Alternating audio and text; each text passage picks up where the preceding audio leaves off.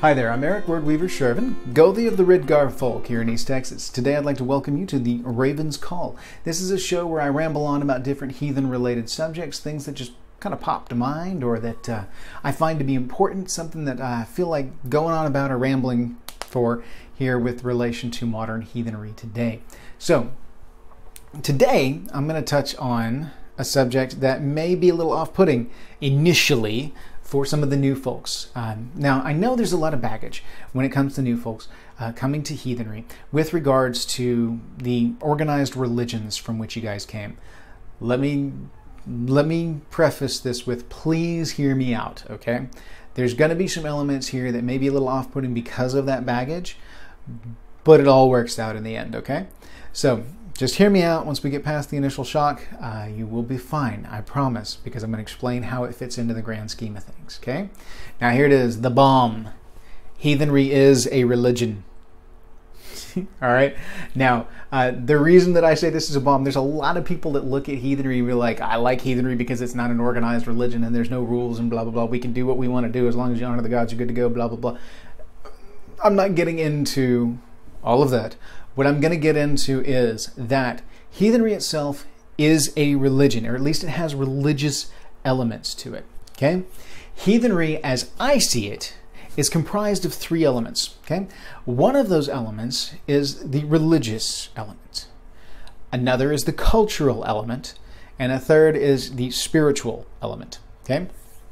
Now, I've talked a long time about heathenry being a folk way of relationships. And this is one of those things where I get to explain a little bit of those, what I mean by that, okay?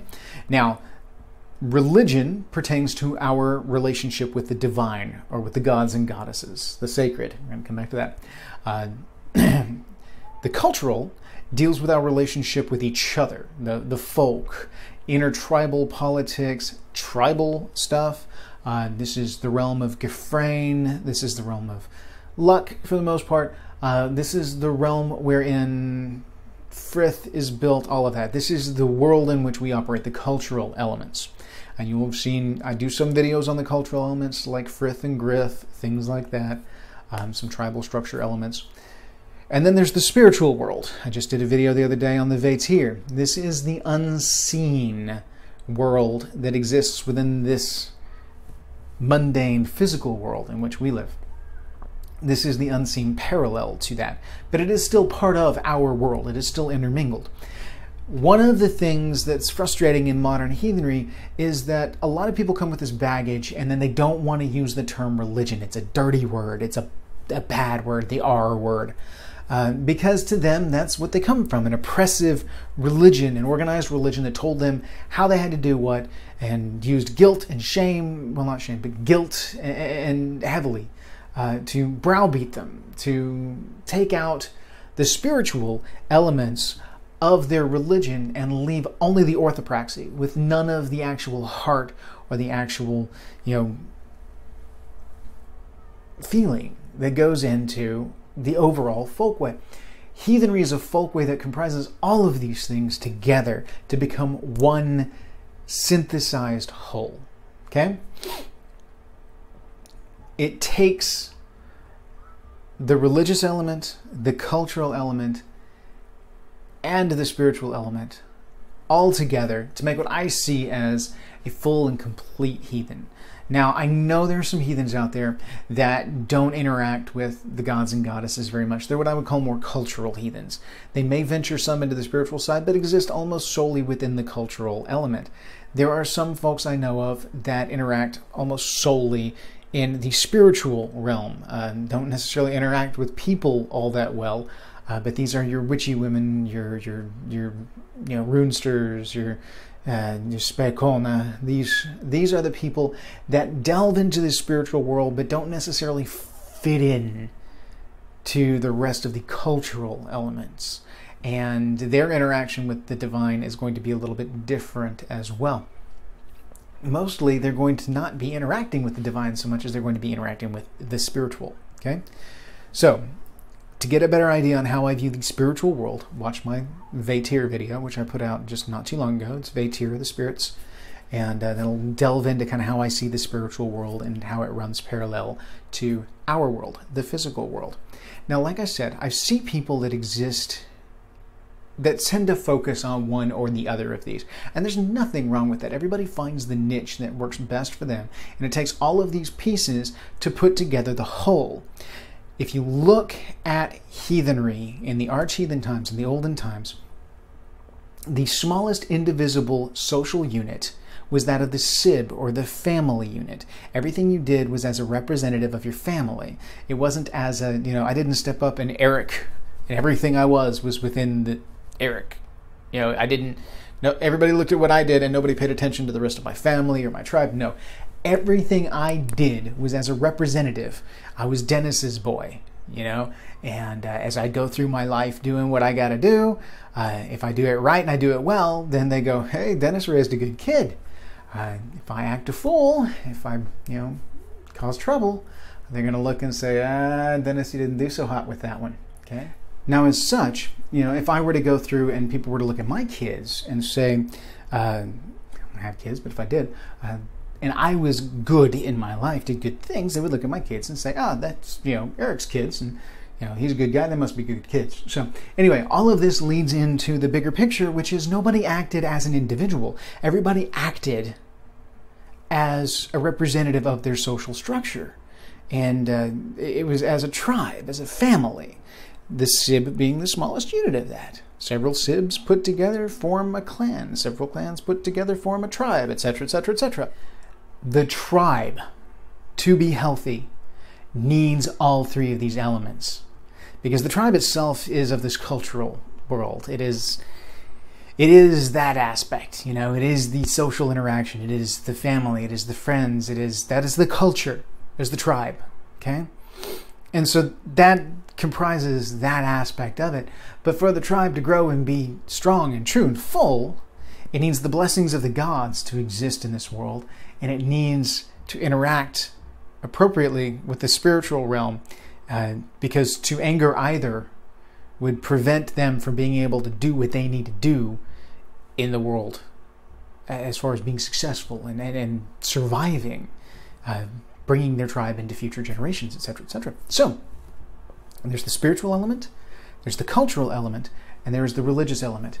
Individual people focus on different elements within this triad and bring them together as pieces of a puzzle, as the whole, and together we make tribe. Okay? You have somebody who's really good at ritual, really good at the religious elements of keeping the tribe good with the gods. Boom. Focus them in that priesthood area. You got somebody who is just spot on with the Vatir, knows which herbs to use in order to heal folks, can interpret dreams, read the runes, spiritual all the way. Go for it. Bring those tools to bear, because if you look at the book We Are Our Deeds by Eric Woedney, which is a linguistic study of heathen ethics in arch-heathen times, you will find he looks at what words people focus on from a societal point, and it tells you what's important to them. And from that we can gauge what is good and what is bad to ancient heathens. And so looking at the language, looking at what they valued and the words that they put value on, you see that what is good for the tribe. What is bad is what is harmful for the tribe. So, magical elements, religious elements, cultural elements. If it's good for the tribe, it goes in the pot, and everything comes out good and strong. If you let off in these areas, then you're going to suffer in those areas, and it's not going to be as full. It's not going to be as strong as it could be. It may even falter. It may die. So, heathenry has religious elements. Okay? Now, I've rambled on a long time to justify why this is, because I need to set up a building block for future videos. Okay? I'm going to do videos that are going to branch into the religious element, the cultural element, and the spiritual element. To discuss this religious element, one, I had to dispel any kind of mistrust you might have in the term religion, and two, I have to lay down this groundwork, okay? The sacred and the profane. There is a wonderful book out there by a classic philosopher. I will let you seek that person out, because I will murder their last name, the name in general, because it's not in the Scandinavian wheelhouse, Germanic wheelhouse, so my pronunciation's not great on that. I actually think it's in the more Greek, Latin realms, I'm not sure. Anyway, Mircae, last name Eliade. But the book title is The Sacred and the Profane, The Nature of Religion. Look it up, give it a read. It's an essential read for anybody who is exploring the religious aspects of anything. Okay? It is not a Christian book, it's not a heathen book, it's not a pagan book. It is simply a book that explores almost the science of religion. It explores what religion is. It's like the philosophy of religion. Why? What is it we're doing? What is the goal here? So, here's the building block that I need to lay down so that in future videos I can reference these and we can come back to this, okay? And this will be in our religious kind of vein of videos, okay? The sacred and the profane, okay? This is the building block. Listen here, get it down. The gods and goddesses exist in the sacred world in sacred time, okay? Sacred space, sacred time. This is the realm of the gods. Sacred is anything of or pertaining to directly the gods, okay? Profane, everything else. So Midgard, the world we live in, this material plane, all of reality is what I call Midgard. All of reality, not just Earth, Mars, Jupiter, all the way out, untold galaxies. Everything in our plane of reality I see as Midgard, the creation of the gods.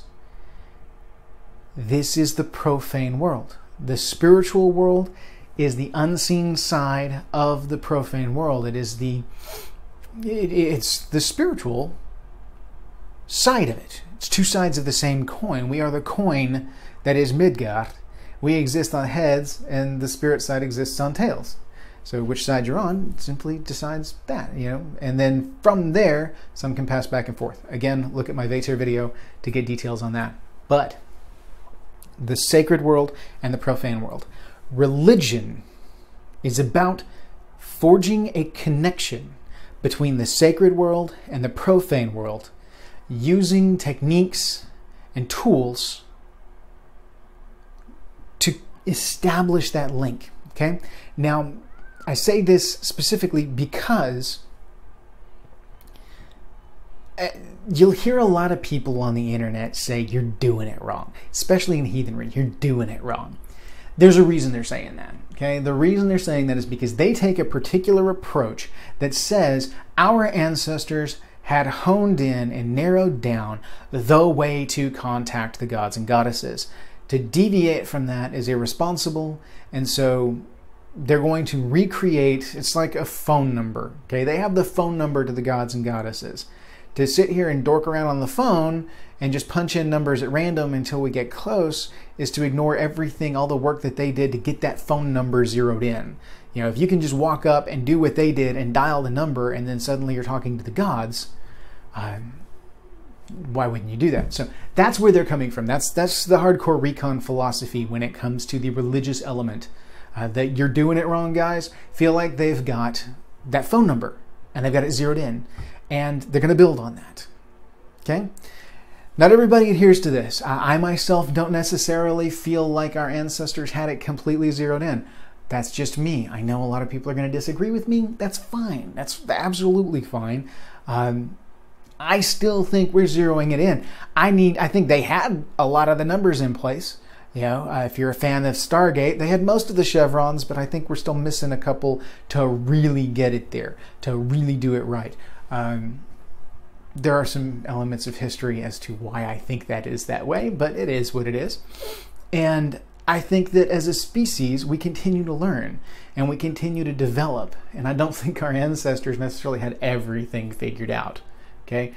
All that being said, I do think that our ancestors had things worked out fairly well. I think that they had some really good work done, and I don't want to discount those things. That's why I use it in building my own ritual and my own things, because they're closer to the origin point, I guess. It's hard to explain, but I do think they had some really key things there The way we do blot, the way we do sumbel. These things are in place because our ancestors did them, and we learned from that, and we continue to build on that, okay? So, the religion of heathenry, let me come back to that, lay all this other stuff to the side. The religion of heathenry is the interaction of the sacred and the profane world. We exist here in the profane world, and we seek to connect with the sacred world. It is through our vase, our altars, and our ritual that we send a beacon out to say, hey, we're here in this whole sea, this vast expanse that is Midgard. We are here and we exist. Look at us, see us, and interact with us.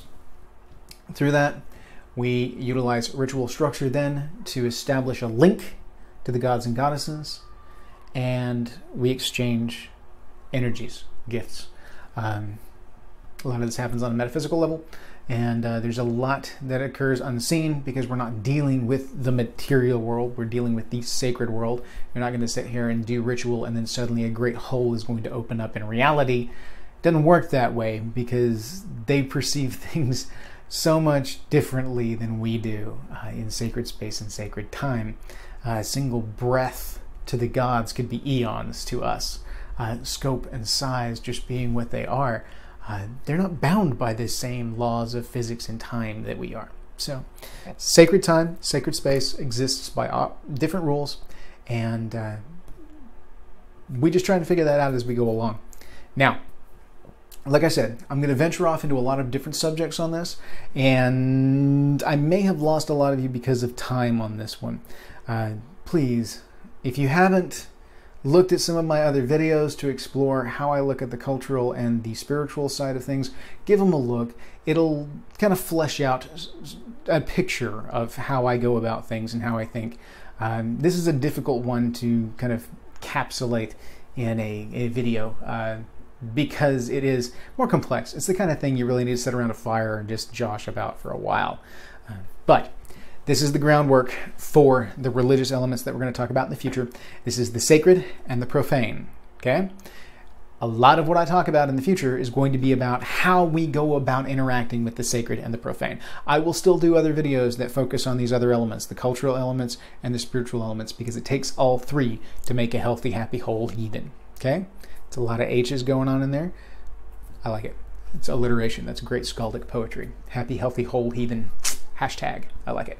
So, if you like today's video, or if at least you tolerated it, please give me a like. Give a comment down in the section. Let me know what you're thinking. Share your own stories. Come give me a subscription on the channel if you want to follow and see where this rabbit hole goes, because it's going to get kind of crazy over time. I'm going to get off into some weird stuff, and I think it's going to be fun.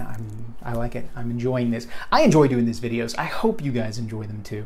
Otherwise, I'm just sitting here talking to my phone, and I'm okay with that to a certain extent. But I do need some feedback from you guys. Let me know what you like. Let me know what. Let me know what's too out there for you, or what I need to slow down and explain some more, or if I need to speed some stuff up and not ramble quite so much, because I do run off at the head quite a bit. I'm loquacious to a fault, to quote the bard. So, I also have a Facebook group, okay? It is Word-Weaver Productions. Look it up, jump on there. I try to set the thing to open. I think it still needs an approval, so I go through and I blanket approve everybody that comes on there, because I want to hear what you're thinking. I want to hear what you're saying. Give me some feedback. Let me know what you think. Jump on in there and get a conversation started, you know? Disagree with me on something? Jump in there and let me know. That's the place to have the conversation. YouTube comments, it's kind of a little sketchy on how well we can kind of interact. Jump on the Facebook group. It's a lot easier for us to have the conversation, okay? In the meantime, keep looking out. I'll have more videos coming your way. Some of them are going to venture more into the religious elements, some the other elements. It just depends. In the meantime, hail. Have a good day.